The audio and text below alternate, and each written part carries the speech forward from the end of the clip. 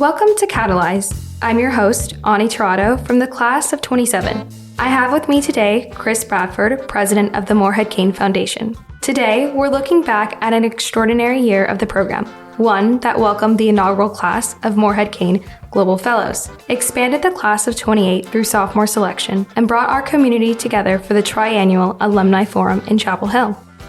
Chris, thank you for being here. Thank you for having me, Ani. It's always great to spend time with you. We're recording about 1 month since the 2025 Alumni Forum. What were some highlights for you, and what moments or themes stood out? I thought the Alumni Forum was amazing. And what struck me most was just the profound sense of belonging that permeated the forum as a result of the shared experience and shared love for this place of Carolina.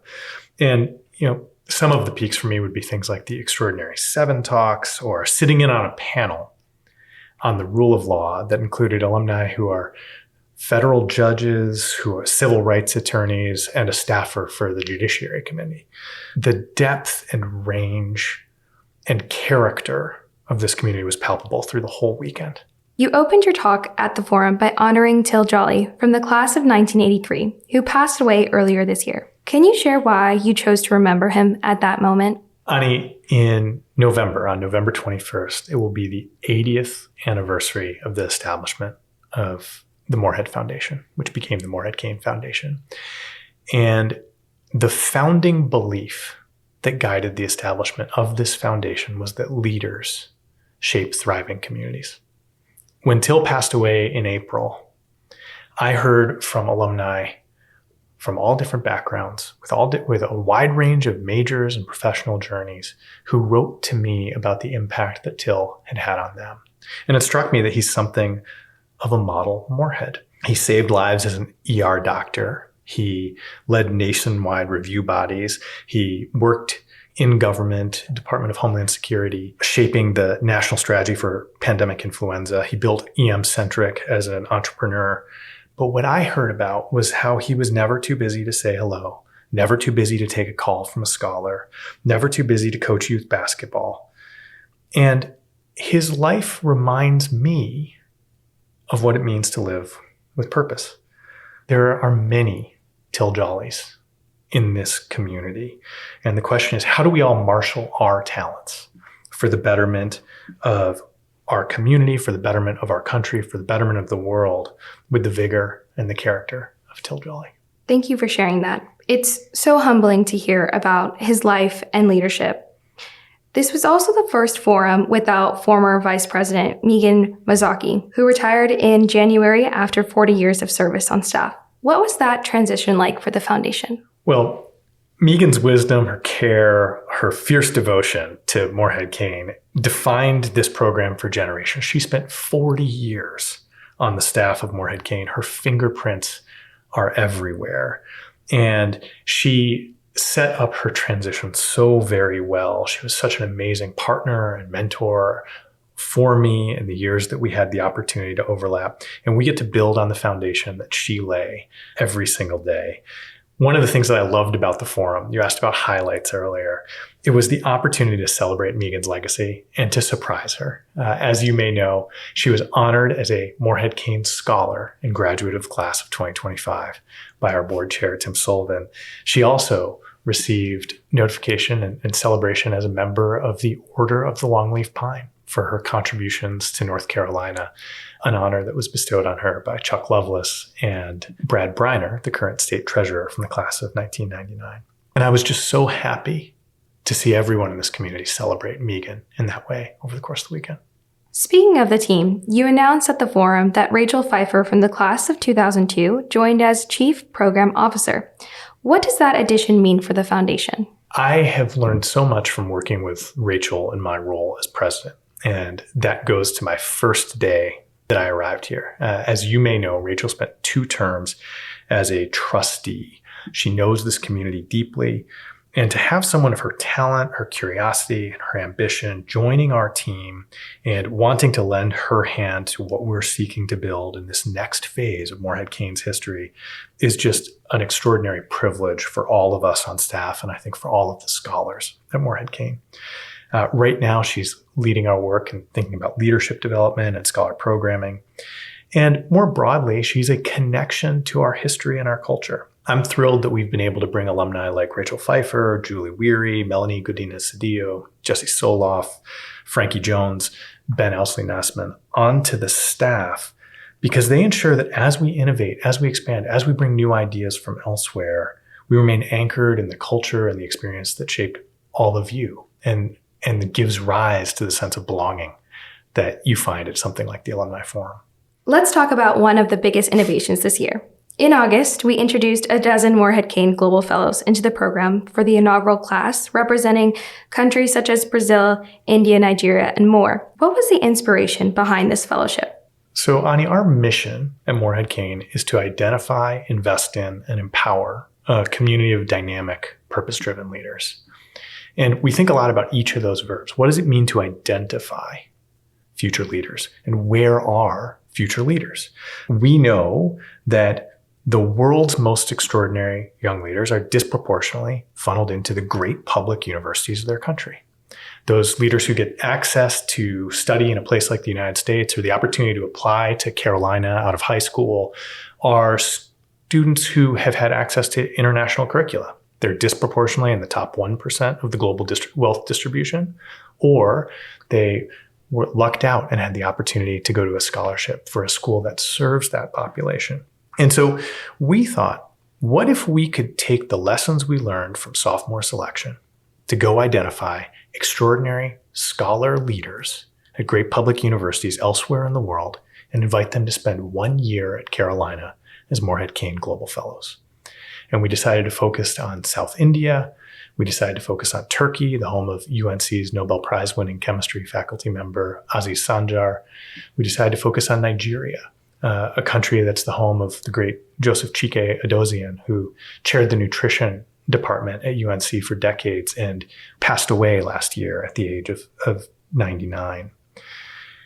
We went to these geopolitically important countries. We went to their very top universities. We were able to introduce Carolina, introduce Morehead-Cain, and ask their faculty and staff and talent aggregating organizations, where are the student leaders who they think are going to shape the world? In the same way that we found you, and in your case through an affiliate, Boys and Girls Club, in the case of other scholars through their schools, we had the opportunity after 1,144 nominations to interview at a finalist weekend 32 of these candidates and invite 12 of them to Carolina. And they are awesome, and they're enriching your experience, and they're enriching the experience of every student here every day.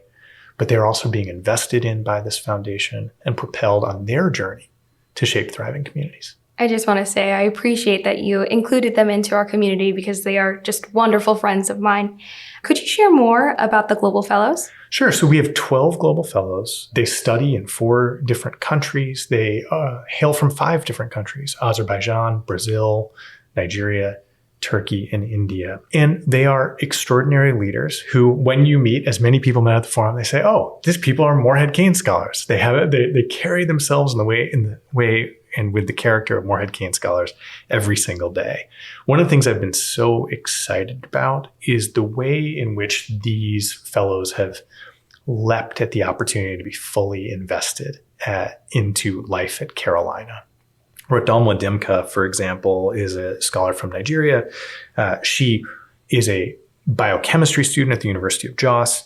She has the opportunity to do groundbreaking research in Dr. Nets Arroyo's lab at UNC. She's also in an African dance group. Madeu Neto from Brazil is currently doing he's in a play this week that opens at Playmakers.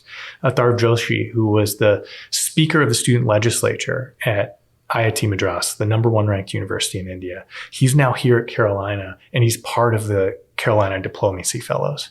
I could speak about any of them, as I can speak about so many of you. What I am so inspired by is hearing back not only from our scholars about conversations they've had with the fellows that have helped them see the world differently, but also hearing back from faculty members about what our fellows are adding to the classroom or what they're adding to clubs across campus.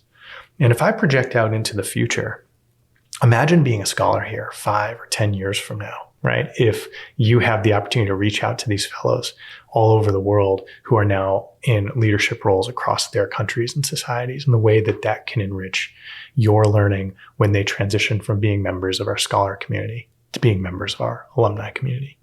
One last thing I'll say, they're here for 1 year. The grand challenge that they have is they will return home for a final year of study at their home university. And they need to take the networks and lessons they've learned here to make their university a better place for all students to live, to work, to study, to lead. And I'm really excited to imagine these little seeds from Carolina and the opportunities that exist in this extraordinary place being planted all over the world. They're absolutely a bright light to this community. So, when designing the Morehead-Cain Global Fellowship, what priorities guided your decision-making process? And I'm also curious, what made the timing right? Why now? We are thinking every day about what it means to prepare young people like you for leadership in a globalized world, in a digital age, in the 21st century. And one of the questions that we have been asking is, how do we prepare you for global engagement effectively on a campus that we celebrate for its proud commitment to the state of North Carolina and its 82% North Carolinian student body. And we felt that there is an opportunity to strengthen the international reach, the global engagement of this campus, to strengthen your ability to connect to diverse global perspectives. And there's an opportunity to do this at a world-class level that is difficult for other universities to replicate. So the timing felt right to start this. Our general view is, if we think we can pilot something at a world-class level, why wait? What we didn't know at the time was that the opportunities for global students to study in the US would become much more limited as a result of actions to reduce access to student visas. And I just want to celebrate the way in which the university has championed this initiative. We have received the support of our representative, our senator, Valerie Foushee, and Tom Tillis in working with consulates across the world to ensure that our global fellows, all 12 who we selected, were able to get a visa to study here. And I'm just so excited for the impact that they have on campus. How do you know the Global Fellows program has been successful? I'm a person with my background in data. So what would you say your metrics are? I would say we don't know yet if the program is successful. I think the leading indicators that we want to look for are, do the Global Fellows hit the ground running on campus, get integrated into student life, take advantage of the liberal arts curriculum and the breadth of the curriculum that is offered here at Carolina. All of those things are great. We survey the Global Fellows regularly to understand the quality of their experience. It's also important to us to hear from you as scholars how the Global Fellows are shaping or enriching your experience. It's important to us to hear from faculty about the impact of Global Fellows on their classrooms and on their experience. And ultimately, we expect that the program will evolve in various ways as a result of things we learn from those engagements. We're going to grow this patiently and in response to our capacity to sustain and grow and ensure a world-class experience for every Global Fellow that is the equivalent of the experience of a Morehead-Cain scholar. I think that's hard to do, but it is absolutely worth trying. And ultimately, the measure will be many years down the road in the impact that our Global Fellows are having in their communities and their societies, and in the ways in which they are fully integrated as parts of our alumni community. That's a perfect segue into talking about the forum and integrating them into our community. And I spoke with so many aspiring alumni, and one through line of my conversation was questioning the balance of innovation with the foundation's legacy and tradition. I heard alumni express the excitement about this growth, but also some concern about connection. How do you think about balancing this? I'd first say that in the grand scheme of American college experiences, we remain a very, very small program. While we are the largest we have ever been in terms of the number of scholars, we still have less than 100 scholars per class, right? And we are a remarkably intimate program. I think the beauty of the American college system and of Carolina specifically is that you can deliver depth and breadth.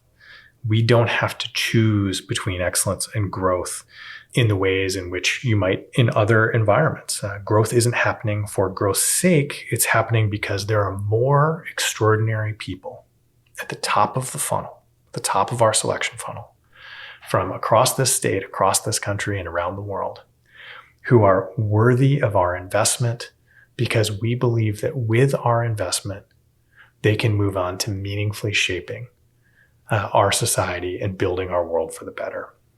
And our responsibility is to meet that growth and demand with excellence and execution. We have a team that takes excellence very, very seriously. And I'm thrilled with the quality of execution of Morehead-Cain Global Fellows, of sophomore selection, of our impact educators, or of some of the new initiatives that we've invested in for the scholar experience. I'm also excited for the ways in which we've created new programs to connect alumni, whether it's alumni journeys or they're coming to campus to engage directly with scholars as part of progress conversations. Everything that we do because it's in service of our mission. We do because it enables us to better identify, to invest in, or to empower a community of dynamic, purpose-driven leaders who will shape flourishing societies around the world. As the founder of a school in Africa, it's no surprise that your business entrepreneurial background informs your role at Morehead-Cain. You just spoke about demand. I've heard you talk about innovation as a responsibility, not an aspiration.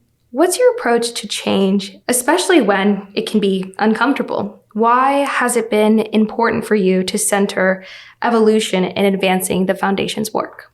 Ani, I loved that question. And I loved that you said the word discomfort, because one of the things that drew me to Morehead-Cain is that this is a program that has for generations embraced that all great learning comes through discomfort. That's why you were sent off in the wilderness in outdoor leadership.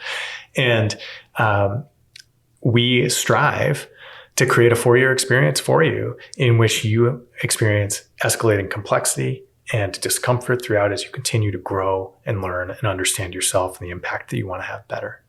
We have to imagine the program in the same way. The program needs to keep learning. The program needs to keep evolving such that it can deliver a college experience for every one of our scholars that is truly transformational and responsive to the modern moment in which we find ourselves.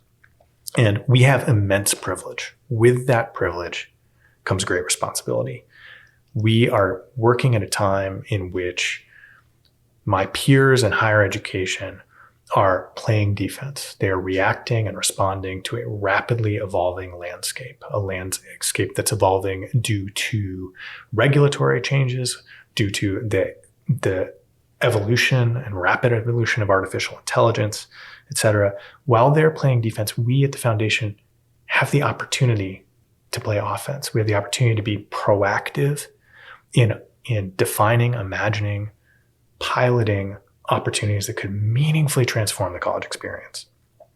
Global Fellows and the speed in which we were able to design that and pull that off is an example of our embracing an innovation opportunity that could have transformational impact on the Morehead-Cain community, on your learning, but also on the university with which we partner every day, Carolina, a place that we all love. So we want to continue to experiment with things, to try things that can create the best talent identification, the best leadership development experiences in higher education. We will stop doing things that aren't working. We'll double, triple down on the things that are. And I love being part of a team that embraces that responsibility with joy and recognition of the really unique role that we play as Morehead-Cain in the broader higher education and Carolina ecosystem. So you talked about having great responsibility, and now we have the largest program it's ever been with 356 scholars and global fellows. What does that growth mean for the foundation's capacity and resources? What I think it means first and foremost, as we have grown over the last 10 years, we've grown the number of scholars almost by half. And what does that mean? It means, first and foremost, we have an amazing team that can maintain quality and commitment to excellence as we grow. I am awed by the quality of the people we get to work with every day in building and advancing this work at Morehead-Cain. It also means that we have an extraordinary alumni community that is deeply invested in the future of this foundation and the future of this program. That growth has been powered by alumni. It's been powered by their contributions. It has been empowered by their seeking to pay forward into the future the investment that they received from the estates of John Motley Morehead III and Gordon and Mary Cain. And I am thrilled to be part of a community in which alumni are that invested and that committed to ensuring that the opportunities that they had are advanced and strengthened, and that we respond to the moment and get and offer to more extraordinary young leaders every single year. So you just spoke about how wonderful the alumni are, and I will say that they are truly the heart and soul. And I've heard about my peers about the Progress Conversations, the Morehead-Cain Mentoring Program. And after meeting so many alumni, it's just been inspiring to reach out to our network for guidance. Can you share about how Progress Conversations came to be? Yes. So one of the things that we observed is that our scholars thrive and take very seriously the feedback that they receive from alumni. I'm always aware that sometimes when one of our advisors or I sit with a scholar and we say, well, have you thought about this? Or how have you come to understand that about yourself? Or are you sure? I think sometimes your natural response is, well, they're paid to say that. I think when you hear the same things from an alum who has been in your shoes and who has gone on to live a life of meaning and impact, and they're asking you some of these questions about decisions and choices that you're making, like what we observe is that you take those really seriously. We also observe that our alums love engaging with scholars. And so we thought we would create a new coaching opportunity called Progress Conversations. We started very small. We invited a small group of alumni to engage 2 alumni with a scholar around a reflection that each scholar had written that captured, some of their thinking, their plans, their goals, and their growth over the past year, and armed those alumni with the opportunity to ask questions that helped scholars think about how they wanted to make choices for the future. What we saw was that those scholars deeply valued the experience. They rated it 9.3 out of 10. Our alumni loved the experience. They rated it over 9 out of 10 as well. But more importantly, we saw scholars make different choices than they would have made as a result of the opportunity that they had to sit across the table from some alumni who inquired about who they were and why they were making the choices that they were making. And so we hope to grow this type of opportunity. It's something that we can uniquely develop. I think all of us who have had the opportunity to step into challenging leadership roles have benefited from coaching and mentorship and apprenticeship over the course of our lives. We want to make sure that you have the opportunity to receive those types of things also. And we have the mentorship program. We have Progress Conversations. These not only weave our intergenerational community, but also hopefully provide powerful leadership learning moments for each of you. This really goes into that statement you made as college as it should be. And I feel like the Progress Conversation, as I've done one myself, really helped me. And I was one of the students who said it changed my trajectory and my decisions that I have made thus far. So with that, we continued initiatives like the Dialogue and Discourse Program and Food for Thought, a breakfast conversation series. What's the thinking behind these initiatives and how do they fit into the Morehead-Cain's Leadership Development Program or model, college as it should be? We have an obligation to prepare leaders for a pluralistic society. As part of that, it's important to us that in an era in which you grow up surrounded by social media, which I think prizes stark black and white perspectives, that you're able to engage with the rich complexity of the world, that you're able to build the capacity to not only declare and defend, but also to ask and to listen. And so we want you to engage with and learn from others with different backgrounds, different experiences, different perspectives, because through your life, you're going to lead others. with different backgrounds, different experiences, with different perspectives. And you will make policies and make decisions that affect people who are different from yourself. Over the course of my life, I've learned that my inquiry into others' perspectives has helped me gain a deeper understanding of my own thinking. And I think it's essential to your leadership learning. So we will continue to evolve these programs, dialogue and discourse, food for thought. But a commitment to supporting your leadership learning is at the core of everything that we do, and this is no exception. And I've had so much fun this year sitting in and learning from so many of the food for thought speakers who've come through this campus. And they've helped me think about my own role and my own sort of decisions as a citizen of Chapel Hill and of the country and of the world differently as a result of their perspectives. So during your State of the Foundation address at the forum, someone in the audience asked about an area in which Morehead-Cain had failed. And you said, we haven't adequately counter-programmed that pre-professional pressures of modern college life. And since identifying that gap, other than the initiatives you've talked about, what other plans do you take to address it? This is something that I truly find myself thinking about when I lie in bed at night. I'm very aware that the pressures that swirl around you as a college student in the 2020s are just very different than the ones that swirled around me or didn't swirl around me as a college student in the 1990s. Our scholars arrive here with perfect LinkedIn profiles. I mean, almost every scholar has like a 4.0 GPA, right? They have these personal brands that they've created about the way in which they're going to change the world. And they've curated this LinkedIn profile since they were the age of 14. And there is a sense in this moment that the role of college is to prepare you for the labor market, to help you transition into your first job. And I think the pressure to optimize your career outcomes undermines the kind of exploration that is core to the university experience. I hear scholars talking about, well, I'm not sure I can do X or do Y because I need to continue to advance on my goal to changing the world in some way that they defined that would anchor their application to Morehead-Cain in this place. And it's okay to change your mind. It's okay, Ani, to explore new things. And we want you to do that. We need to do a better job of creating permission for our scholars to notice around the world around them, to discover new curiosities, to take intellectual risks.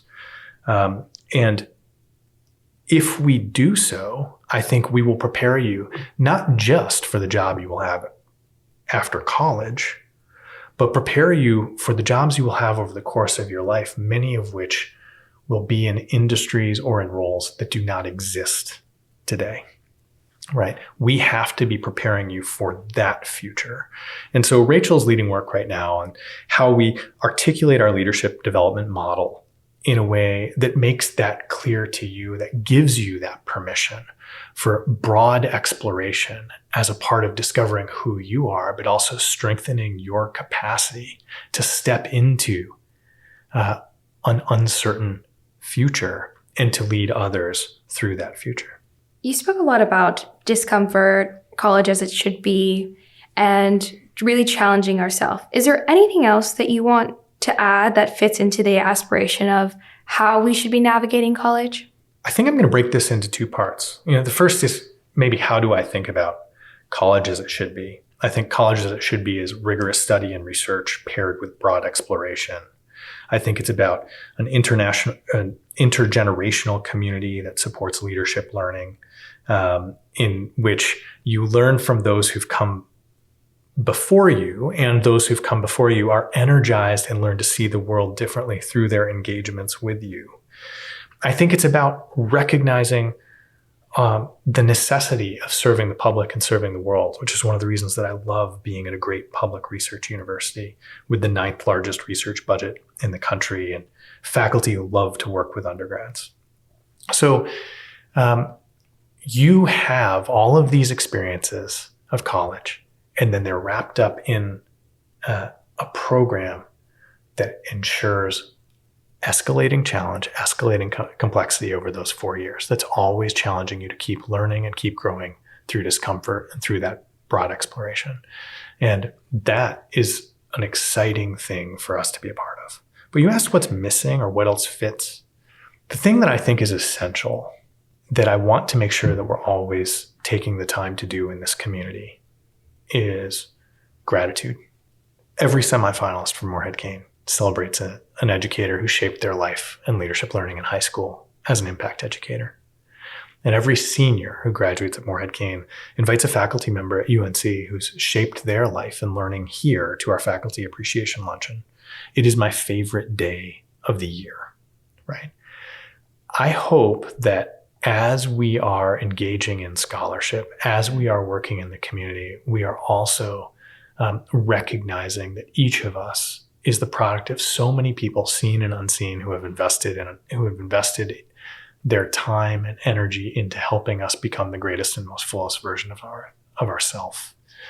And walking through this campus and walking through this world with a deep sense of gratitude and the ability to express that gratitude feels essential to me. I love that you mentioned that the Faculty Appreciation Luncheon is your favorite day of the year. And you spoke about why that's important for also scholars to recognize that gratitude. Is there someone or a specific reason why it matters to you so much? Two things. The first is that I've been a teacher, and I know as a teacher that there are few things that fill your bucket, as Julie Weir would say, like hearing from a former student about the impact your time or a lesson has had on their life. And one of the things that I have seen come out of the Faculty Appreciation Luncheon is not only the joy of giving and of celebrating that our scholars exude when they invite faculty members to that luncheon, but also the way in which faculty members who attend that luncheon write to us about how hearing the impact that their peers at Carolina have on scholars, peers in different departments, peers who have different passions and interests, that has made them fall in love with Carolina all over again. And that's how I feel at the Faculty Appreciation Luncheon also. As one faculty member said to me, the spirit and legacy of Rule Tyson, who was a great faculty member that you and I have never met, who passed away some years ago, that they realize his legacy at Carolina lives on every day through that luncheon. You mentioned impact educators. Can you tell me about that? We've supported and celebrated more than 1,200 high school teachers since 2023 through the Impact Educator Initiative. And it is awesome. This year, I think 457 impact educators from 40 states and 22 countries received a certificate and a letter telling them about a young person who they had taught, who had shared with us about their leadership legacy on their lives. And we know how much this means to those teachers. We send them certificates, we congratulate them. Some North Carolina teachers have the opportunity to apply for small grants for professional development modeled on our Loveless Fund for Discovery. But there's a broader opportunity here, which is that we are aware that guidance offices that existed when many of us were students no longer exist or have been dramatically pared down in many schools across the country. They are a victim of public education budget cuts. And one of the questions we have to ask ourselves is who will identify extraordinary young leaders and send them our way in the future? And I think it's going to be educators like these impact educators. And so our getting to know them, our building relationships with them, I think will ultimately also serve our mission in helping us identify the Morehead-Cain scholars of tomorrow. It was great. We were able to have a group of those impact educators, I think 10 or 12, attend the alumni forum. And they had the most amazing experience sitting in on 7 talks and hearing from some of our community members in various sessions and panels over the course of the day. I know this is a podcast, but no one can see just how much you're lighting up about connection and community gatherings. And we had nearly 100 Black alumni and scholars gather in Chapel Hill to mark 50 years of Black excellence in the program. members of the first class of Women Morehead-Cains reunited, and we celebrated the 55th anniversary of the British program in London, and we held alumni journeys in London and Santa Fe. What role do these gatherings play in strengthening the community? Well, I think each of these opportunities not only fosters reconnection, but also intergenerational connection. They have the opportunity of reconnecting our alumni who participate with the mission of Morehead-Cain, with this extraordinary university, Carolina, and also with current scholars and peers who they might not have met before. They create opportunities for mentorship and support of new scholars and people like you who are currently in the program. And the legacy of some of these gatherings is something that we feel every time we walk into the foundation. You asked earlier about highlights of the Alumni Forum. One of the great highlights on the first day of the Alumni Forum was the unveiling of a new portrait. It's a portrait of Harvey Kennedy and Karen Stevenson, the first Black alumni, Black male and Black female alumni of the Morehead-Cain program, that now sits in the Dixon Room just outside this office where we are recording this podcast. It is a beautiful portrait.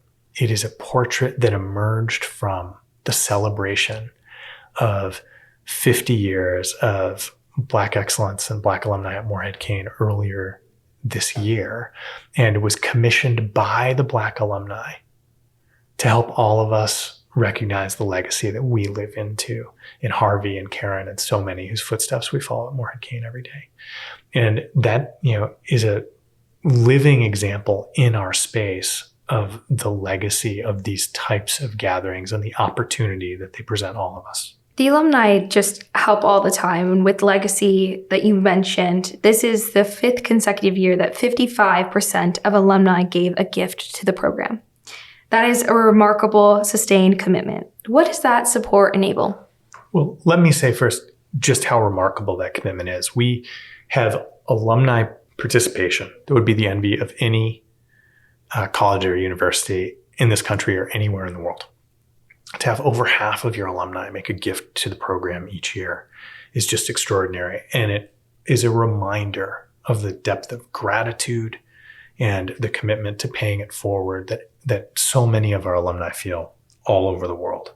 It makes everything possible. I told you earlier that it's allowed us to expand the number of scholars. It's also allowed us to strengthen our programming. It's allowed us to pilot new opportunities that can help power the future of this program and help strengthen the university that we love, like our sophomore selection, like our global fellows, like our impact educators program. All of this is a function of alumni support, alumni investment. And so many elements of your growth are a function of alumni investment in the form of a conversation when you pick up the phone and call someone you found on the Morehead-Cain network, or a coaching conversation, or a collision that just happens to happen when someone comes back into this space while visiting campus and says hello to and has a conversation with a scholar. I cannot be more proud or humbled to be associated with such an amazing group of people. And I take very seriously our shared commitment to Morehead-Cain's mission to identify, invest in, and empower a community of dynamic, purpose-driven leaders. I wish everyone was sitting with us to just see how much you are excited and just so proud about this program. So we're looking ahead at 2026. What are you most excited about, and where will the foundation focus its energy? We're going to continue to focus on excellence. We're going to seek to continue to expand the number of scholars in response to the extraordinary applicant pool that we draw at the top of our selection funnel. We're going to continue to innovate, particularly in the area of leadership development, as we seek to support you in growing into yourself and your leadership voice beyond this place. And we're going to build on the successes and the failures of programs we've tried and try to refine those things as we continue to get better. And so it will be another exciting and dynamic year. It will be powered by an extraordinary staff, a group of alumni who are deeply committed from across the world and across generations, and a group of scholars who inspire us every day to do our work to the best of our ability. And speaking more on alumni, at the forum, Karen Stevenson from the class of 79 called on alumni to not look for heroes to enact the change they wish to see in the world. She said, "We are the ones we've been waiting for. No one is coming. It's just us." Powerful words from a chief magistrate judge and the first Black female Morehead-Cain graduate. How are you taking those words to heart in your role? What about personally? There were a lot of amazing things said at the forum. And there have been a couple of ideas that have really been resonating in my head ever since. One was Robin Corey's statement in a 7 Talk that citizenship is not a status. Citizenship's a practice, right? And I've been wondering, how do I practice citizenship every day in my role? How do I practice citizenship every day in my personal life? How do I give of myself in ways that strengthen this community and strengthen the world? And then Karen's comment, which is just so powerful, like, there's no one coming. There's no one coming. We are the ones we've been waiting for, reminds me of the urgency with which we should move as we continue to strengthen this program and as we continue to innovate on behalf of this university to create a model for what college should be in the uncertain world that we live in every single day. And it is a great challenge, and it's one for which, as I said earlier, we need to play offense. There's no one else coming. Chris, thank you so much for joining us today and for sharing your insights and vision for Morehead-Cain's future. Is there anything else you'd like to share with our listeners? I just want to say most of the people who are listening to this podcast, Ani, will probably be alumni. And I hope those alumni will continue to raise their hand to support the program and engage with our scholars in any number of ways. Reach out to and connect with a scholar, attend a regional event. Write me a note if you'd like to participate in progress conversations. Support financially if you're able to. This community makes everything that we do possible. And I am so grateful for everyone's support. Chris, thanks again. Thank you, Ani. Thank you for listening to Catalyze. I'm your host, Oni Terrado from the class of 27, and that was Chris Bradford, president of the Morehead-Cain Foundation. You can let us know what you thought of this episode on social media at Morehead-Cain or by emailing us at communications@moreheadcain.org.